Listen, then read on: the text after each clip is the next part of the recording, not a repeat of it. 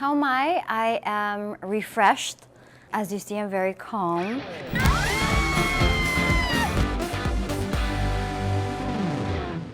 I think the past 12 months have been the worst times of my life.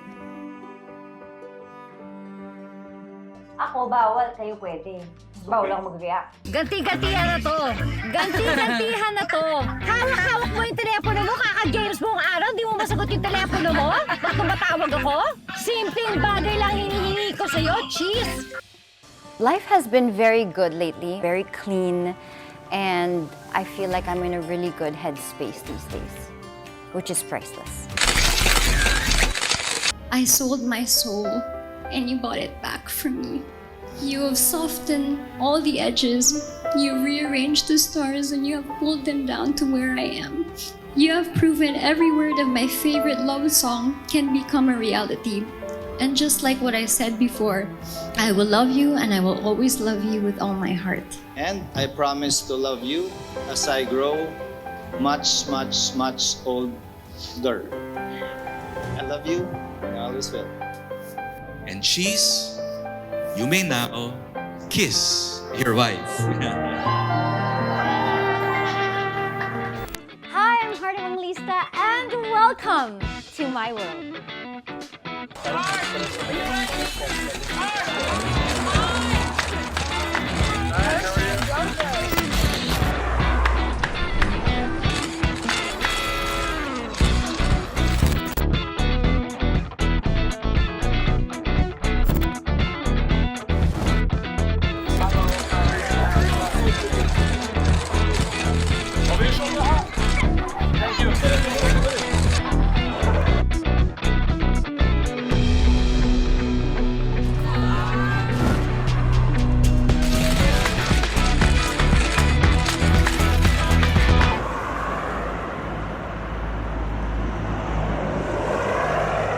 I really get touched when people actually appreciate me for me.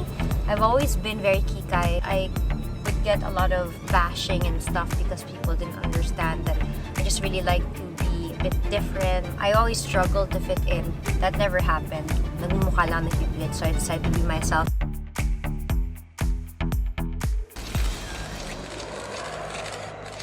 So, who would have thought na may mararating yung kaartehan ko, yung pag-gloves ko ng ganito? I never thought na mararating ko yung pangarap ko to attend Fashion Week. So, Paris Fashion Week, can you imagine?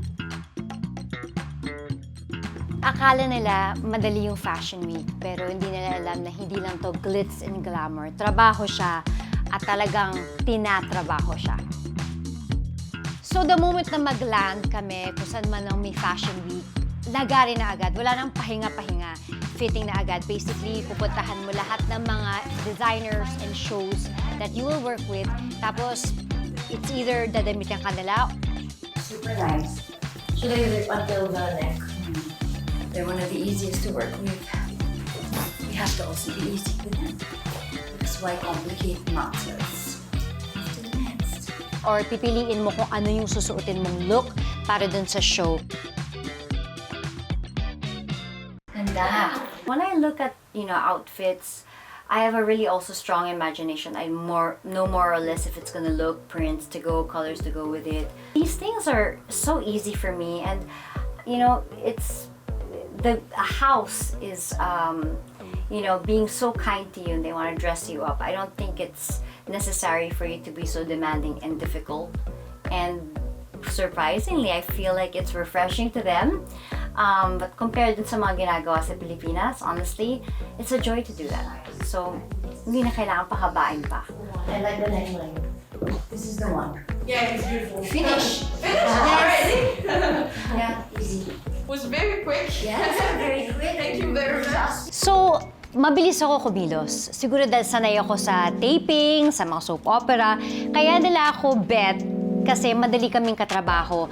Bibigyan nila kami ng looks, we know what we want. Ang bilis namin mag-put together kung anong susuotin ko that day.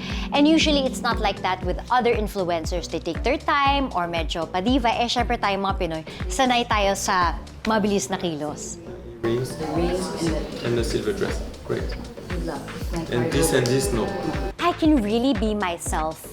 And people kind of, parang mas bet nila ako na ganito, na-accept nila na, ay, kaya pala, maarte siya. Minarating yung kaartehan niya.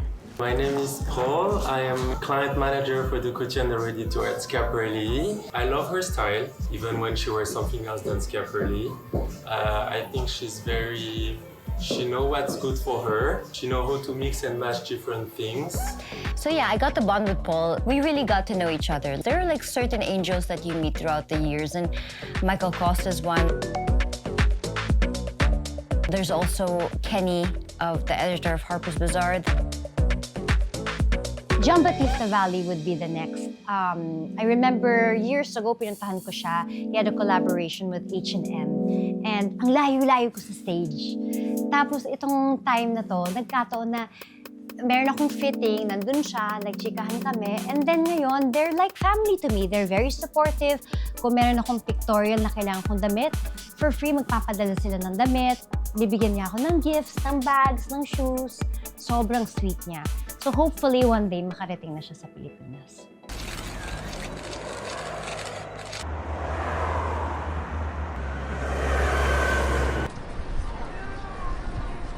So pag Fashion Week, iba talaga kapag nandyan yung asawa ko, si Cheese. Kasi aside from, ang sarap niyang, kasi minsan lang siya mabudol, kung ano man ang bilhin niya, masusuot ko din. And kahit pagod kami, yung meron kaming archangel na nakabantay sa amin lahat. Okay, I get it. Wala akong pinagkabala sa'yo.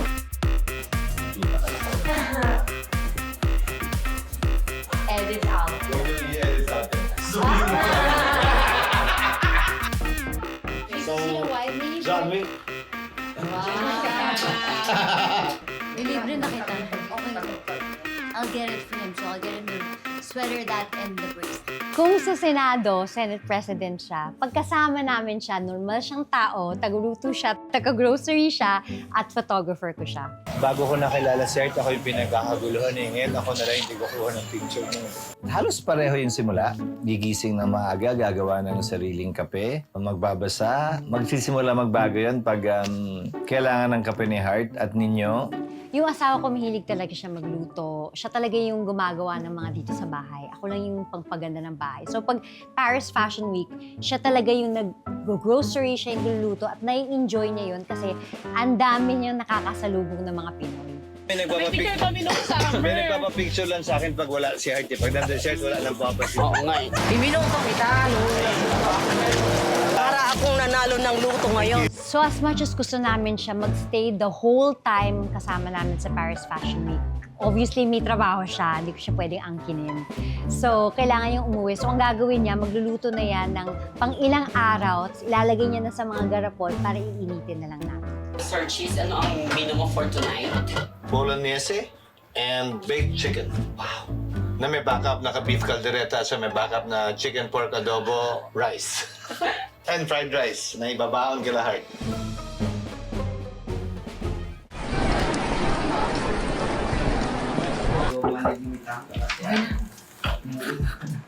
Dear, warning na dear. Yan, sa kataulo ko talaga. Bakit? Ano nangyari? Hindi ko kasi nabili yung jacket. Hindi, parang sa kataulo. Parang tulog pa more, lamig pa lang. Kailangan tayo ulit. Let's have breakfast because today is the first day. We only have one show and I love it. We have couture fittings, so. Because I have a migraine, I feel like vomiting. I'm gonna conquer that with my favorite. My favorite. Mukhang chocolate. This one is my top. Isa sa mga kalaban ko pag Fashion Week, ang migraine ko. Kapag ako tinamaan ng migraine, 2 araw akong hulas. Pero dahil Fashion Week, laban pa rin. How's the headache? It's still Still a headache. I do enjoy the slow moments. I don't enjoy my migraine. I've been trying to learn how to speak. It's kind of hard, but I do know my way around Paris. I've had my Parisian adventures, done stuff on my own here. Ganda. I know, I don't want the look I look like a higad. This is not the higad look. This, you need to look like Big Bird, not higad. So we're getting ready now. Siyempre, bago maging busy at garag, first things first, call muna kay Sir Cheese. Sir Cheese, yung tawag namin sa kanya. Sir Cheese! Ganti-gantihan na to!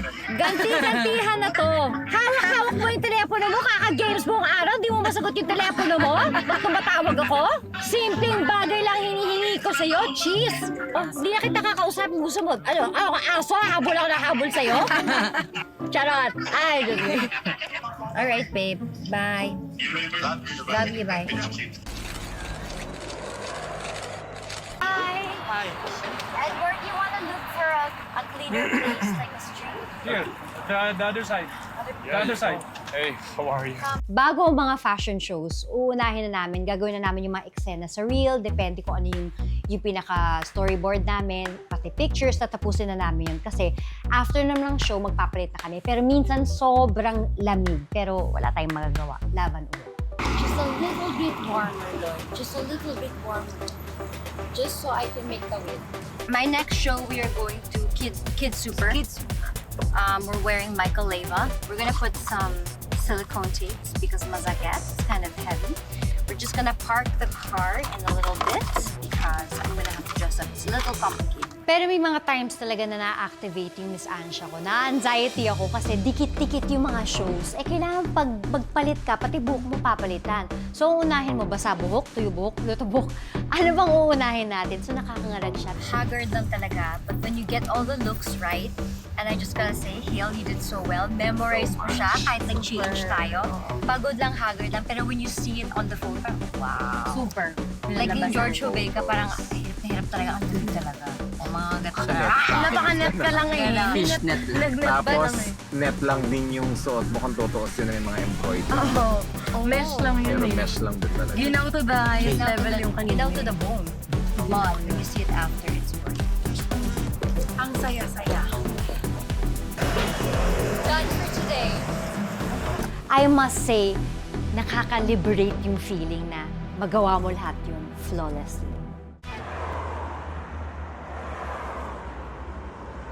Good morning. I'm just making sure you're awake and do not miss my show because my look is super good. I'm wearing cheetah. One down, 25,000 to go. Pag Fashion Week, like kong in-incorporate yung gawang Pinoy.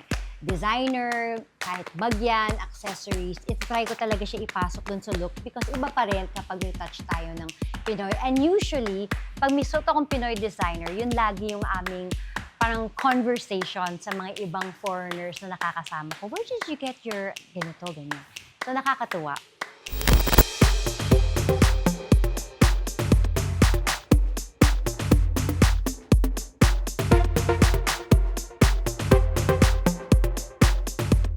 Saan tayo mag-park, ma'am?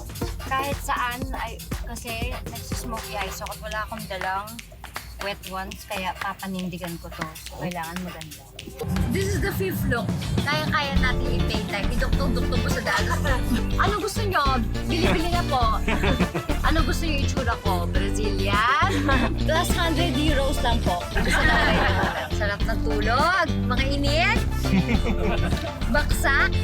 Siyempre, tension exercise. Buong katawan mo, kailangan yung legs mo, hindi naka-flex masyado yung mga mangga. Kung alam lang nila, kahit naka-high heels ako, tinataas ko pa yun kada ano. Para talaga mas lang tumakad. Plus 1 inch.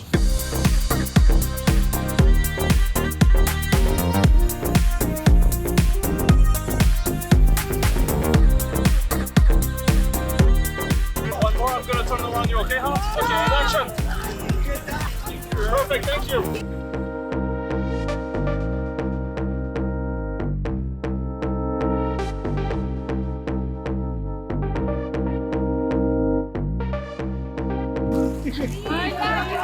Je t'aime, Heart!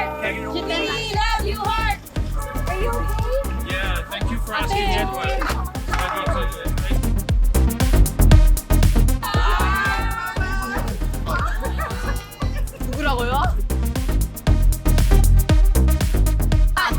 I was so kidding because they made me sit beside the loved ones of Jamba. So, They were very, very nice. And then they were telling me, come, let's go see Jamba. Parang ganyan. And then I didn't want, I'm not the type to be too pushy.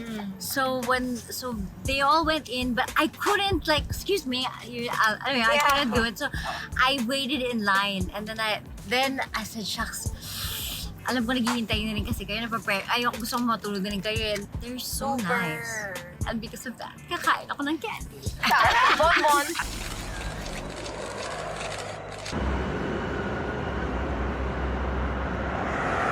So this is the final day of it all. Everybody is okay. It's just a little bit pressure because you have to make sure that the looks are a bit different from the last time. Khaleesi it is.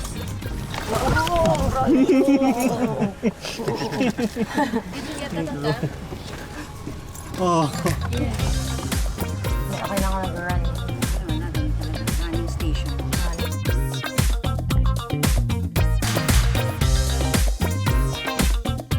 Most favorite ko. Ibang tao ko dito. I'm back. Sorry for red. Yes!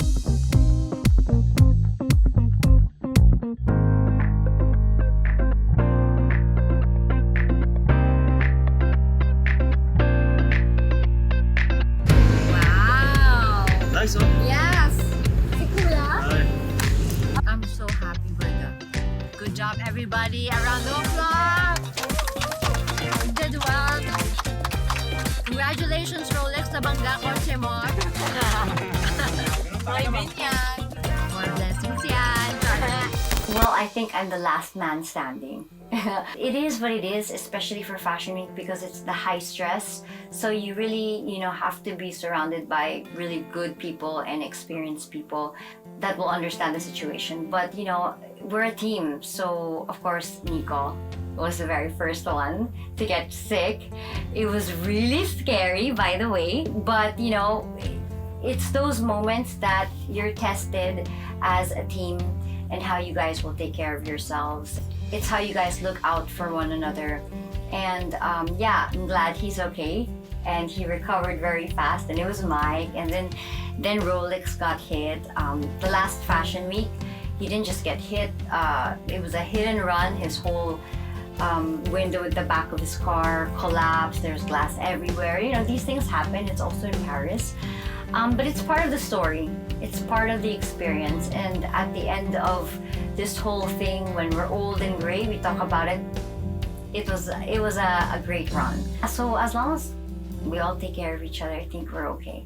But that is Fashion Week. Unang-una sa lahat, yung talagang naging kaibigan ko was Michael Kos. Siya yung head PR ng Hermes.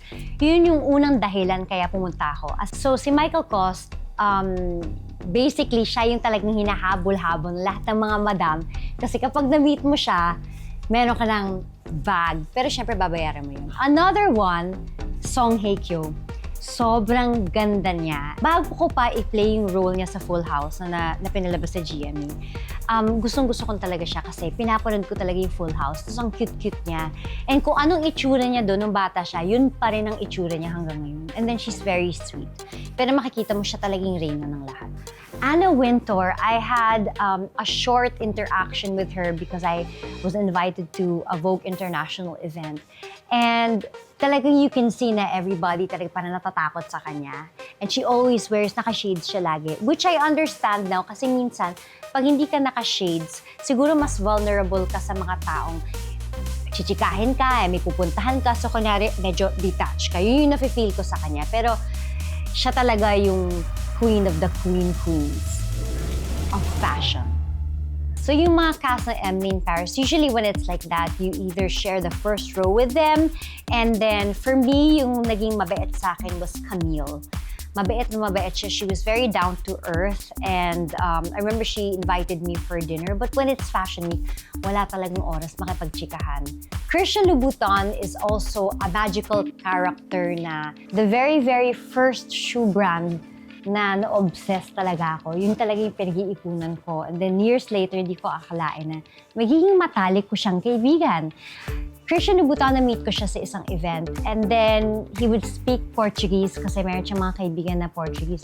And then, hanggang sa ngayon, sobrang matalik kong kaibigan, alam ko yung password ng bahay niya. Pindot-pindot lang ako. In fact, one time, meron akong moment na nagkaroon ako ng time na nag-spend ako ng Christmas in Paris.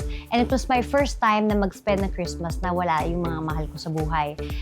Doon ako nag-spend ng Christmas sa kanya. So, nasa lapag lang kami, pinaglutuan din niya ako, ganyan. Sobrang bait. Kevin Kwan would be another archangel of mine sa napili kong path because I was just a fan of his novels. And then when he had the movie, nag-audition ako, nag-film ako na parang eksena. Siyempre, sanay tayo sa soap opera. So, nag-set up talaga, nag-film kami. Yun yung audition piece ko for the movie, Crazy Rich Asians. And then, years later, pumunta siya dito for an event. Nakasalubong ko siya sa Shangri-La. Siyempre, di naman ako pa-effect, di ba? So, parang gawin lang ako, tapos sabi niya, hi, gawin siya. And then he recognized me, your heart. Nice to meet you. Tapos sabi ko, paano niya ako nakilala? Natandaan niya yung audition piece ko. And then eventually, we became friends on Instagram and he messaged me and asked me if I am able to do the feature on Harper's Bazaar. And that was the Crazy Rich Asian feature. And because of that, that's how I got into Fashion Week, which was just a dream. Iba talaga ang Fashion Week kung hindi ko kasama ang aking Team Heart. Mga moments namin of happy times, low times, and loka-lokahang moments. Bonjour tout le monde, je m'appelle Heart Evangelista. Je suis une des actrices philippines. Je suis ici pour la Paris Fashion Week et pour la Emily in Paris audition. Isa comme ça. Sige, feeling ko paso. Sabi nila, ay parang hindi tayo nahihirapan dito kasi marunong siya mag-French. Paso. Yeah, what do you want? You want a LA accent or you want a local? Si possible avec a British accent. I don't know why I'm here in Paris. Naghahanap ako ng mundo na hindi mo kailangan mangarera. Buong buhay ko, nasa showbiz ako. Ang importante lang yung ratings na binibigay mo sa network, ganyan. Or not that it really is what matters, pero parang feeling ko, wala na ako ibang magagawa. Na-play ko na lahat ng mga characters, pero never ko pa na-play yung sarili ko. Yung totoong ako. Pero I feel like sa tagal ko din na ginagawa yung pag-aartista, I think it was time to focus on myself and see where I can take myself and kung kakayanin ko ba to just be me. And fashion was the only place where wala kang kalaban, wala kang kakompetisyon, hindi siya beauty pageant, hindi siya TV show. Kumbaga, it's just you and the world and how you will express yourself. And it was very liberating for me to just be me na walang magsasabi, ito dapat yung susuotin mo, ganito ka dapat. Ikaw to eh. Kumbaga, hawak mo oras mo kung anong gusto mong gawin. And that's why I said, I want to be in Fashion Week. Hindi ko pinangarap na mag-runway model. Kumbaga, alam ko naman yung kakayahan ko. Diba? Parang petite ako. In fact, I thought that I wouldn't fit in kasi I didn't have a body of a model. But I remember there's this girl, her name was Mira Duma, and she was only 5 feet. But when you say Mira Duma, lahat ng street style photographers would go wild. She was the superstar of street style, and that was my dream, to become a street style superstar. Because that's the best part to be in. And walang mali, walang tama, walang mali. Ikaw lang yun. That's why I said, I want to be in Fashion Week. A piece of Paris na never ko makakalimutan and very symbolic siya sa akin is this Cartier Panther ring.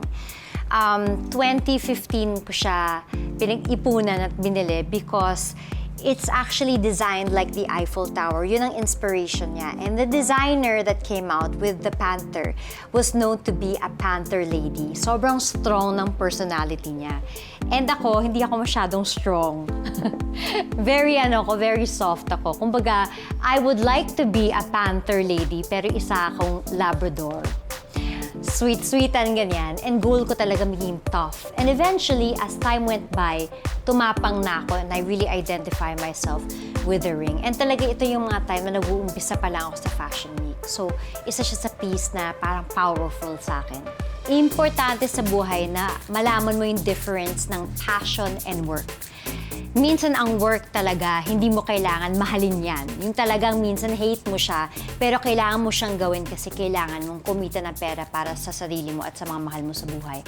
Pero hindi mo kailangan kalimutan ang love for passion and what you want to do na talagang magbo-bloom ka as a person. Kasi mahirap yung kayod ka lang ng kayod pero hindi mo pinapakain kumbaga yung soul mo and your passion. And sometimes, just sometimes, if you allow somebody to do what they love to do the most, magic will happen. And for me, that is by just being yourself. Being yourself, hindi ibig sabihin na perfecto ka, na papasukin mo isang bagay dahil meron kang gustong higitan sa buhay mo. Gagawin mo siya dahil para sa sarili mo yun. And makikita mo nagbo-blossom siya. And pag nag-blossom siya, minsan, mabibigyan ka din ng pagkakataon na magkakaroon ka ng trabaho. Trabaho na mahal mo. So yun ang Fashion Week para sa akin. It's a celebration. It's a party for everybody. Everybody is welcome.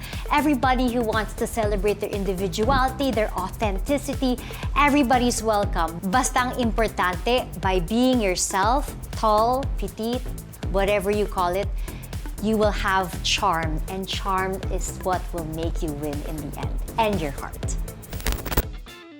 I had a really rough time in my life, and I remember really working hard and telling myself that I can do it. So as you can see, magulong-magulo siya because that's me. I like to be surrounded by memories. So a lot of the stuff here, I hand-carried with me from the Philippines.